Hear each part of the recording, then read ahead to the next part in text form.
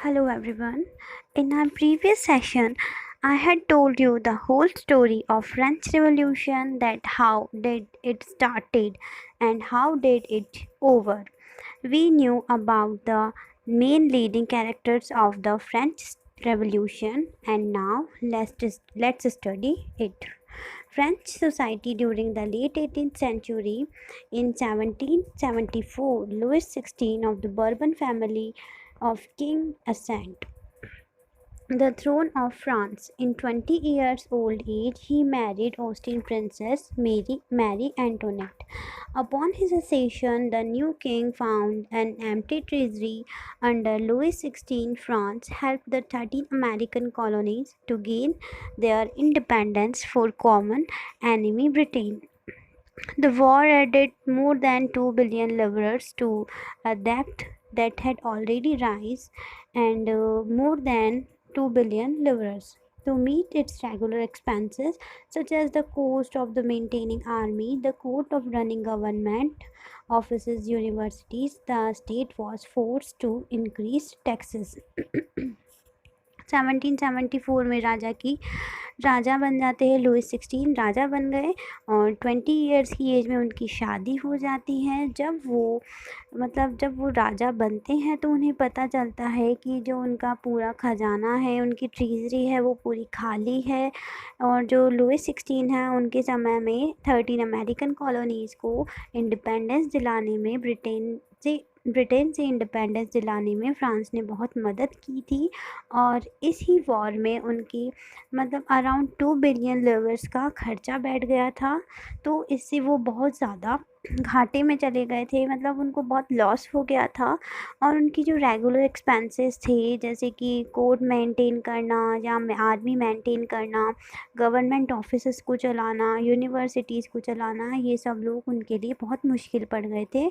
और उन्होंने सोचा कि अब क्यों ना टैक्स बढ़ा दिया जाए, ताकि जो रेगुलर एक्सपेंसेस हैं उनके, वो प्रॉपरली अफोर्ड वो कर पाएंगे। अब हम देखते हैं द जो French society was divided in the 3 parts. Okay, the first estate, the second estate, and the third estate. The first estate was the clergy. The first estate was known as the clergy. The second estate was known as nobles. The third estate was known as the third estate, including the big businessmen, merchants, court officials, lawyers, peasants, and artisans, landless laborers, servants, etc. The society was divided into 3 parts, as in India we see that it was divided into 4 parts, as it is France also. The member of the first and second estate enjoyed the certain privileges. The most of these exemptions from paying taxes to state. The nobles further enjoyed feudal privileges. These include feudal dues, which they extracted from peasants. The church too extracted its share of taxes called tithes from peasants. These include a direct tax called taille. The burden of financing activities of the state through taxes on board by the third estate alone. तो first और second estate, उन्हें बहुत सारे privileges, काफ़ी सारे फ़ायदे मिले हुए थे बाय बर्थ। उन्हें जन्म से ही फ़ायदे मिले हुए थे। उन्हें टैक्सेस पे करने में भी स्टेट से छूट मिली हुई थी। जो नोबल्स है वो फ्यूडल प्रिविलेजेस, उनसे जो पीजेंट्स से फ्यूडल प्रिविलेजेस लेते थे। ज़मीन का खर्चा किराया लेते थे। अगर उनमें देने में ज़मीन का खर्चा किराया देने में फ्यूडल ड्यूज़ हो जाता था, तो वो भी प्रेजेंट्स से लेते थे। चर्च भी एक तरह का टैक्स उनसे लेती थी, जिसका नाम था तीथेस। और इस तरह हम देखते हैं कि स्टेट भी डायरेक्टली इनडायरेक्टली कई तरह के टैक्सेस लेते थे, जैसे जो टैक्स लेता था स्टेट, उसे हम टाइले कहते थे। और उनकी कई सारी फाइनेंसिंग एक्टिविटीज़ जो थी थर्ड एस्टेट की, उनके ऊपर बर्डन चला गया था थर्ड एस्टेट पर पूरी तरह से। Now we see the struggle to survive. The population of France rose about 23 million in 1750 to 28 million in 1789. This led to a rapid increase in the demand of food grain. Production of grain could not keep pace with the demand. Most workers were employed as laborers in workshops whose owners fixed their wages, but wages did not keep pace with the rise in prices. So the gap between the poor and rich widened. Things became worse whenever drought or hail reduced the harvest.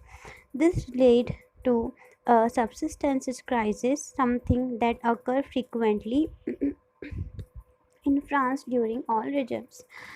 तो France की population बढ़ती जा रही थी, तो और grain की जो डिमांड है वो भी बढ़ती जा रही थी, लेकिन उसकी सप्लाई कम थी।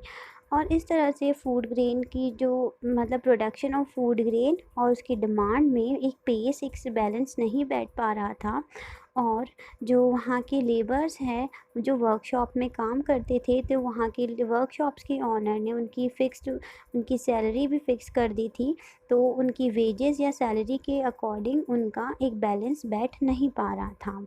तो सारी चीज़ें जो पुअर है और रिच है उन दोनों के बीच जो गैप है वो बढ़ता जा रहा था। सारी चीज़ें बहुत ज़्यादा बुरी होती जा रही थी। जब ड्रॉट या हेल कुछ सीज़नल चेंजेस होते थे हार्वेस्टिंग के टाइम, तो सारी चीज़ें बहुत ज़्यादा महंगी हो जाती थी और इस तरह से कई सारे सब्सिस्टेंसेस क्राइसिस उन्हें देखने पड़ते थे। सब्सिस्टेंसेस क्राइसिस एक एक्सट्रीम कंडीशन होती है जहाँ पर जो मैन है अपनी लिवलीहुड भी नहीं चला पाता है। तो ये कई बार फ्रांस ऐसी प्रॉब्लम्स उठाता था।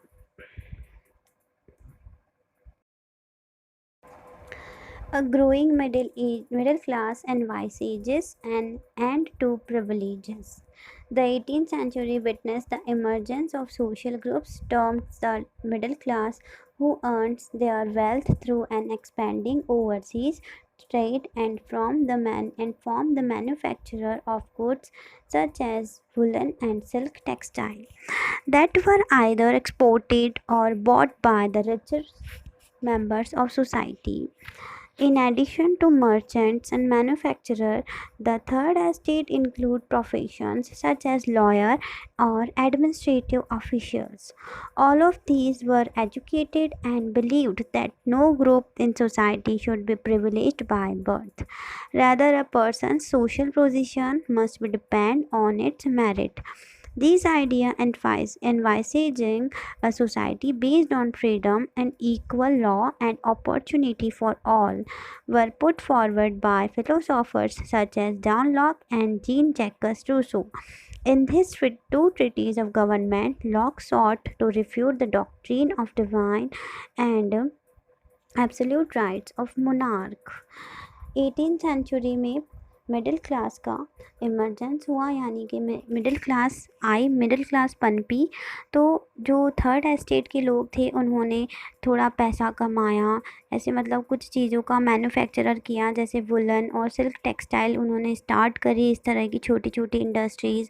तो उनसे वो मतलब थोड़ा सा उन्होंने मनी अर्न करके वो आगे बढ़े और फिर बाद में अपनी सोसाइटी में उन्होंने बहुत इम्पोर्टेंट हिस्सा रख लिया था अपना। इनके अलावा मैन्युफैक्चरर्स मर्चेंट्स के अलावा इस थर्ड एस्टेट में कुछ लॉयर्स और एडमिनिस्ट्रेटिव ऑफिशियल्स भी थे जो ये बिलीव करते थे कि जो किसी भी पर्सन को उसके प्रिविलेजेस उसकी बर्थ से नहीं देने चाहिए और किसी भी व्यक्ति की जो सोशल पोजीशन है उसकी मेरिट्स के अकॉर्डिंग होनी चाहिए, वह कितना टैलेंटेड है उस अकॉर्डिंग होनी चाहिए। ये सभी आइडिया उन्होंने जॉन लॉक और जीन जोकस रूसो जैसे फिलोसोफर्स से उन्होंने लिए थे। The two treatises of government जो लॉक ने लिखी थी, the two treatises of government एक बुक है जो लॉक ने प्रपोज़ की थी, उन्हें बताया था कि उन्होंने बिल्कुल रिफ्यूज़ कर दिया था कि जो ये दैवीय शक्ति है डॉक्ट्रिन ऑफ डिवाइन की जो उन्होंने प्रपोज़ल रख रखा है या मोनार्क की कुछ पावर्स के बारे में उन्होंने बात कर रखी है, उन्हें से वो बिल्कुल भी सहमत नहीं थे। Rousseau carried the idea forward, proposing a form of government based on social contract between the people and their representative.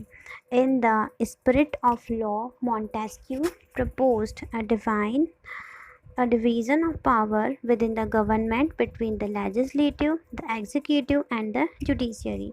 This model of government was put into force in the USA after the 13th colonies declared their independence from Britain. The American Constitution and its guarantee of individual rights was important example of political thinkers in France. Rousseau ने यहाँ पर एक अपना idea बताया कि जो सारी government होनी चाहिए वो सोशल कॉन्ट्रैक्ट में बेस्ड होनी चाहिए। सोशल कॉन्ट्रैक्ट था कि जिसके अंदर क्या होता है कि जो सिटीजन्स है और उनके रिप्रेजेंटेटिव्स हैं उन लोगों के बीच में एक कॉन्ट्रैक्ट होना चाहिए। ये कॉन्ट्रैक्ट होता था कि सिटीजन्स अपनी सारी जो अपनी मतलब उनके पास जो भी पावर्स होते हैं वो एक किंग को या अपने रिप्रेजेंटेटिव को देते हैं कि हम आपको हम लोग हम आप अपनी सर्विसेज आपको समर्पित करते हैं, बदले में आप हमें एक प्रोटेक्शन का वादा करो। अगर हमारे ऊपर कोई प्रॉब्लम आए तो आप हमें संभालोगे, हम पूरे स्टेट को संभालोगे, आप इस बारे में हमसे कॉन्ट्रैक्ट करो। उसी तरह मॉन्टेस्क्यू अपनी book the spirit of laws में कहते हैं कि जो पावर्स हैं उनका एक डिवीज़न होना चाहिए जिसमें लेजिस्लेटिव होना चाहिए, एग्जीक्यूटिव होना चाहिए और जुडिशियरी होना चाहिए।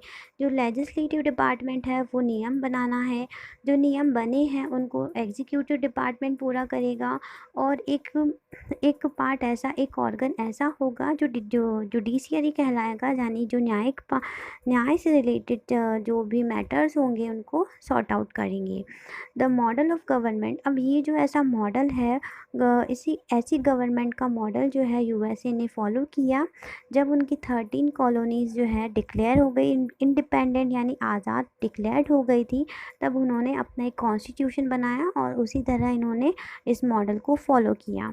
तो जो अमेरिकन कॉन्स्टिट्यूशन है वो हर एक पर्सन की, हर एक इंडिविजुअल की राइट्स की गारंटी लेता है और इस तरह से जो ये कॉन्स्टिट्यूशन था वो फ्रांस के पॉलिटिकल थिंकर्स के लिए एक बहुत ही अच्छा एग्ज़ाम्पल सूट होता है या बहुत अच्छा एग्ज़ाम्पल बनता है और वो इस एग्ज़ाम्पल को आगे जाकर फॉलो करते हैं। So this chapter end with this topic, and in our next topic we will discuss the outbreak of the revolution. I hope you will understand the whole topic that I teach you. So, and if you have some issues then you can say or you can comment in the our comment box. Thank you so much.